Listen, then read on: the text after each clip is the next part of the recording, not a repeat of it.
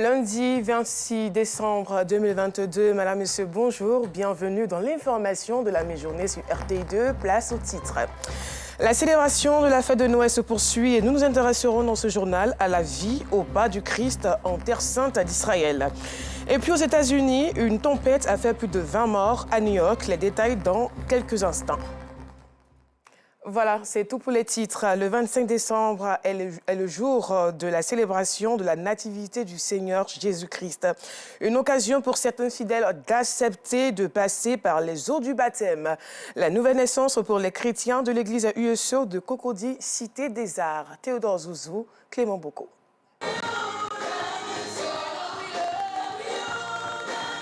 Louange à Dieu, puis entrée des baptisés dans le temple. Ces fidèles qui ont accepté de marcher désormais avec Jésus-Christ. Nous sommes à la célébration de la naissance du Sauveur du monde à l'Union des Églises évangéliques, services et œuvres, USO, à Cocody. Nous célébrons en réalité le salut qui vient par cet enfant qui est né. C'est un engagement nouveau pour ceux qui viennent d'être introduits dans le corps de Christ.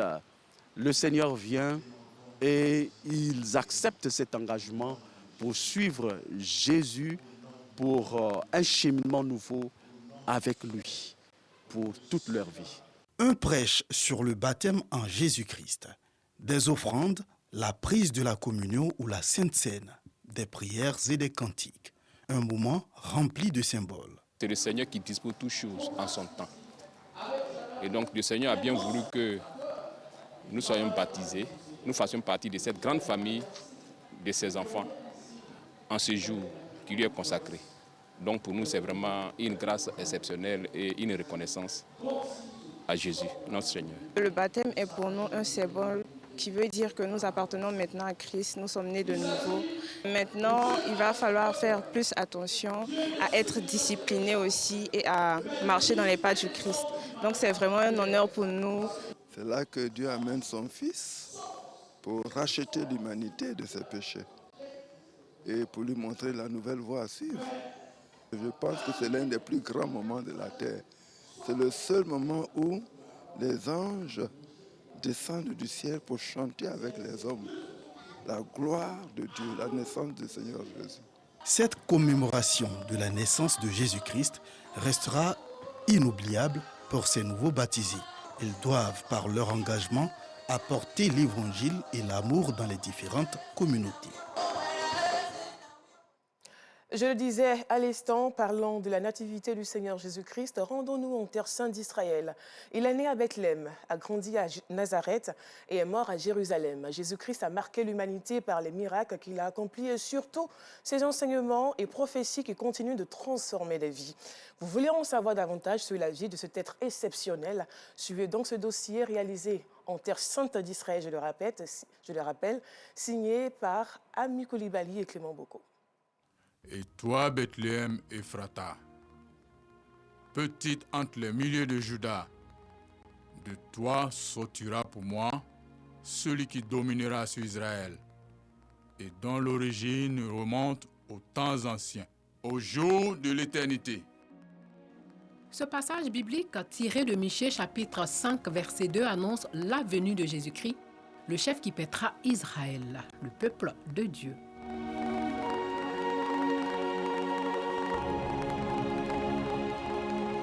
Prophétie qui s'est réalisée à l'an 0 ici même à Bethléem en Judée, dans cette mangeoire surplombée aujourd'hui par l'église de la Nativité, construite sur 12 000 mètres carrés au 5e siècle. Cette étoile indique l'emplacement exact de la naissance du fils de Marie.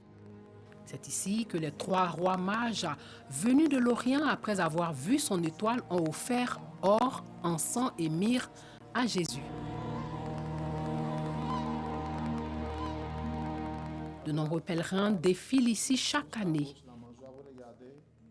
Non loin de là se trouve le jardin des bergers. C'est dans ce jardin qu'un ange est apparu à des bergers et leur a annoncé la naissance du petit enfant. Luc chapitre 2, versets 10 à 11 l'illustre bien. Aujourd'hui vous est né le Messie, le Seigneur. il y a deux évangiles qui parlent de la naissance. C'est Matthieu et Luc. Concernant le lieu, Matthieu avait besoin de nous enseigner sur la continuité de la prophétie des anciens prophètes mentionnés dans l'Ancien Testament, c'est la Bible, n'est-ce pas, qui se réalise en la personne de Jésus.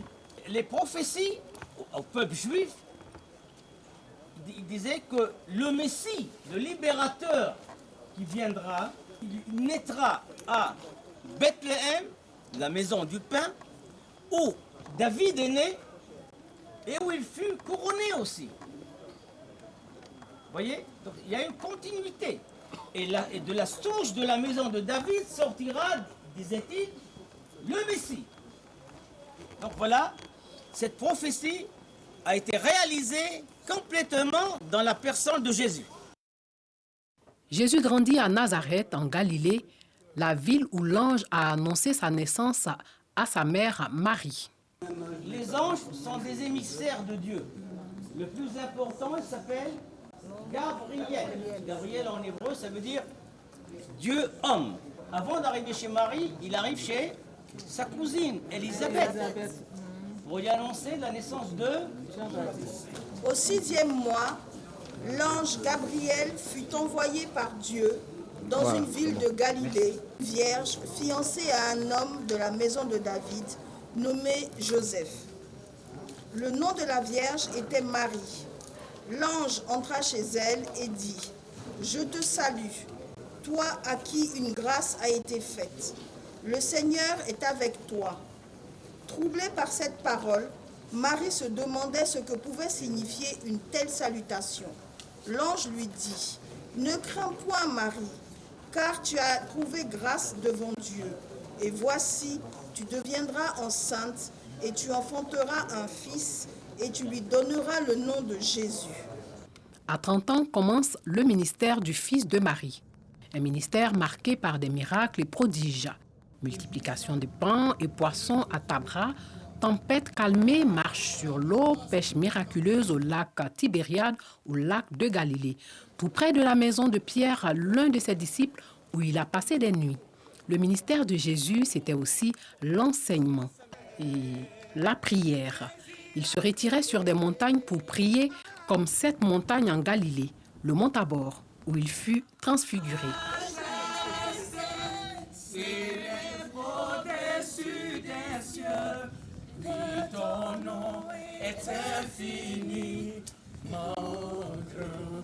Pourquoi tous les événements importants ont eu lieu sur des montagnes? Parce que déjà dans l'Ancien Testament, il nous a enseigné que c'est le lieu privilégié de Dieu pour se dévoiler, pour se révéler à les personnes humaines. Il y a 4 montagnes qui résument la vie et la mort de Jésus. La première, c'est le mont de Béatitude, c'est là où il forge son enseignement. Deuxième montagne, c'est le mont Sion. C'est là le Cénacle, le Cénacle, le dernier repas de Jésus. Troisième montagne, c'est le mont de Golgotha. Et la 4e montagne, c'est la montagne des monts des Oliviers, où il y a eu l'ascension. L'un des événements qui a marqué la vie de Jésus-Christ est son baptême par Jean-Baptiste, dans cette eau, le Jourdain, en Cisjordanie. Ses enseignements transformaient des vies et dérangeaient tout aussi. Les principaux sacrificateurs cherchaient à le faire mourir à cause de ses enseignements qui bousculaient les codes. Et lorsque l'occasion s'est présentée à eux, après que Judas les ait conduits à Jésus en pleine prière à Gethsémanée, sur le mont des Oliviers, ici à Jérusalem, ils l'arrêtèrent. Matthieu 26, 36. Là-dessus, Jésus alla avec eux dans un lieu appelé Gethsémanée. Il dit aux disciples: asseyez-vous ici pendant que je m'éloignerai pour prier. Il prit avec lui Pierre et les 2 fils de Zébédée, et il commença à éprouver de la tristesse et des angoisses. Il leur dit alors: mon âme est triste jusqu'à la mort, restez ici et veillez avec moi. D'ici, l'on peut voir la vieille ville où se trouve la cité de David, roi d'Israël vers l'an 1000 avant Jésus-Christ, qui continue d'émerveiller les peuples. Jésus est ensuite conduit chez le souverain sacrificateur Caïphe dans ce bâtiment qui abrite aujourd'hui une école musulmane. Puis Caïphe l'aménage chez Ponce Pilate dans ce lieu. Je vous ai dit qu'en face se trouve l'école coranique, se trouvait au 1er siècle de notre ère une forteresse. Pilate voulut le faire libérer, mais les Juifs s'y opposèrent. Jésus fut alors flagellé, une épine fut posée sur sa tête. Commença alors la passion de Jésus et le chemin de croix.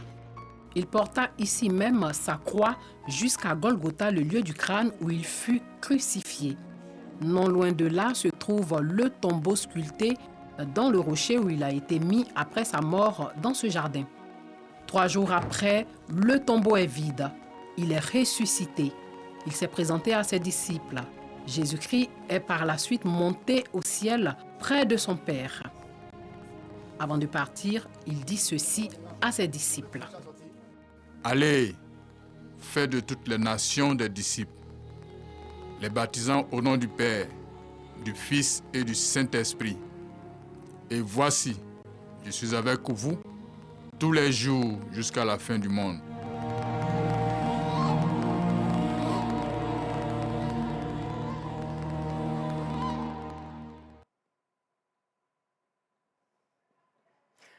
Très beau récit de la nativité de notre Seigneur et Sauveur Jésus-Christ par nos envoyés spéciaux, je le rappelle, Ami Koulibaly et Clément Boko en Terre Sainte d'Israël. Ils sont nombreux ces enfants qui reçoivent des cadeaux pendant la fête de Noël. Parmi ceux-ci, certains nourrissent un amour particulier pour des jouets précis. C'est le cas d'Alain Gouré, un enfant de la commune de Cocody, passionné de dinosaures. Il connaît près de 40 types de dinosaures et maîtrise presque toutes les familles. D'où provient cet amour et comment se manifeste-t-il? Abdul-Ghira Aziz et Ido Fofana nous répondent à travers ce reportage. Il est 11 h quand Rachel Gouré visite ses enfants pour s'assurer qu'ils ont apprécié leurs cadeaux de Noël. Parmi ces cadeaux, quelques dinosaures et un dragon. Cette mère n'a certainement pas eu de mal à choisir les cadeaux de ses enfants, surtout celui du cadet, tant ce garçon est un passionné de dinosaures. Pour la fête de Noël, je n'ai pas eu de difficultés, pas du tout, parce que mon fils même, je connaissais déjà ses jouets avant que la fête même n'arrive. C'est un fan des dinosaures. Alain Christian, lui, s'estime heureux de recevoir des dinosaures à l'occasion de la fête de Noël. J'aime bien jouer avec et je suis heureux d'avoir reçu des dinosaures comme cadeau. L'histoire d'Alain Christian avec les dinosaures remonte à un peu plus de 2 ans. 6 grandes familles de dinosaures ont retenu son attention et il en a même mémorisé tous les noms et leur classification. Je connais 6 familles de dinosaures. Les sauropodes, les cératopsiens, les stégosauriens, les pachycéphalosauriens, les spinosauriens. Les sauropodes ont des longs coups comme le brachiosaure qui est là. Les stégosauriens, ils ont des épines sur le dos comme le stégosaure. Les cératopsiens, ils ont des cornes. Quand tu présentes là, tu soulèves qu'on voit bien. Comme les tricératops. Il y a des dinosaures terrestres, des dinosaures aériens et des dinosaures aquatiques. On a mis le Wi-Fi, donc tout ce qu'ils faisaient sur la télévision, c'est aller taper, faire des recherches uniquement sur les dinosaures. La passion d'Alain Christian pour les dinosaures constitue souvent une gêne pour le reste de la famille. Difficile donc pour les autres membres de la fratrie de regarder aisément leur programme télévisé préféré. L'amour de mon frère pour les dinosaures me dérange des fois parce qu'il nous empêche de regarder la télévision. Aujourd'hui, Alain Christian compte dans sa collection 4 dinosaures. Il espère étendre cette collection dans les années à venir. De la Côte d'Ivoire au Gabon, à 8 mois du scrutin présidentiel, le 12e congrès ordinaire du Parti démocratique gabonais, PDG, le parti au pouvoir a adopté 25 résolutions relatives au fonctionnement interne du parti avec en toile de fond de nombreux appels formulés à la tribune encourageant le leader du parti, Ali Bongo Ondimba, à briguer un nouveau mandat. Et pour terminer, un Noël difficile pour certains pays. C'est le cas ici des États-Unis. La tempête hivernale se poursuit où elle a déjà fait plus d'une vingtaine de morts et laissé des dizaines de milliers d'Américains sans courant le jour de Noël. Et voilà, fin de ce journal. Merci de l'avoir suivi. À demain, par la grâce de Dieu.